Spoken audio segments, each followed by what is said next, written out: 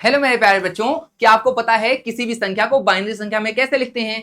Binary संख्याएं वे संख्याएं होती हैं जिनको आपका कंप्यूटर पढ़ सकता है। तो अगर मान लो हम कहें कि किसी भी संख्या को बाइनरी संख्या में लिखना है तो आप कैसे लिखोगे? आप कहोगे सर नहीं पता। फिर तो आइए हम आपको बता देते हैं कैसे लिखना है। इसमें सिंपल सी बात है, लिखा हुआ है 23 को बाइनरी संख्या में लिखना है, लेकिन कैसे लिखोगे? तो आपको क्या करना है, 23 के आपको क्या करना है, 23 के आपको फैक्टर कर लेने इस प्रकार से। जैसे आप एलसीएम निकालते हैं वैसे आपको क्या करना है, फैक्टर करने हैं। बस क्या करना है, आपको यहां से इसको एक बार और डिवाइड कर देना है इस प्रकार से कुछ। ठीक है, दो से हमने क्या किया, इसको काट लिया। काटना आपको दो से ही है, दो के अलावा किसी और नंबर से नहीं काटना है। तो दो इक्का दो, फिर से दो इक्का दो, मतलब 11 बार जाएगा। 11 दूना 22 हो जाएगा, 23 में से 22 जाएगा, कितना बचेगा, एक बचेगा। तो देखो एक यहां पर नहीं लिखोगे आप, एक इसके सामने यहां पर लिखोगे ऐसे। ठीक है, फिर दो से काटा, दो से 11 काटेंगे, 5 बार जाएगा, 2 बचे 10, कितना बच गया, एक बच गया ना। तो एक यहां पर ऐसे लिखा जाएगा। ठीक है, मतलब पहला वाला बॉक्स खाली होना चाहिए, ये बात आपको याद रखनी है। फिर 5 को 2 से करेंगे तो 2 दूना 4, कितना बच गया, एक बच गया। फिर हमने यहां पर एक लिख दिया।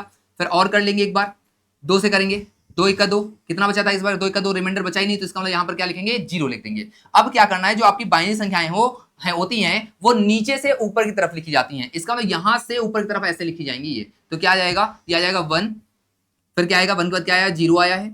फिर क्या आया, 1 1 1 3 बार आया है। तो 1 0 1 1 1, और इसके बाद ब्रैकेट के बाहर यहां पर 2 लगाना ना भूलें। मतलब 23 की जो बाइनरी संख्या होगी क्या होगी, 1 0 1 1 1, और ब्रैकेट के बाहर क्या होगा, नीचे साइड में 2 लगा होगा। अब आपको ये बताना है फटाफट से कि 5 की बाइनरी संख्या क्या होती है, 5 के बाइनरी नंबर कैसे लिखे जाएंगे। फटाफट से कमेंट बॉक्स में आप मुझे इसका आंसर बताओ। धन्यवाद।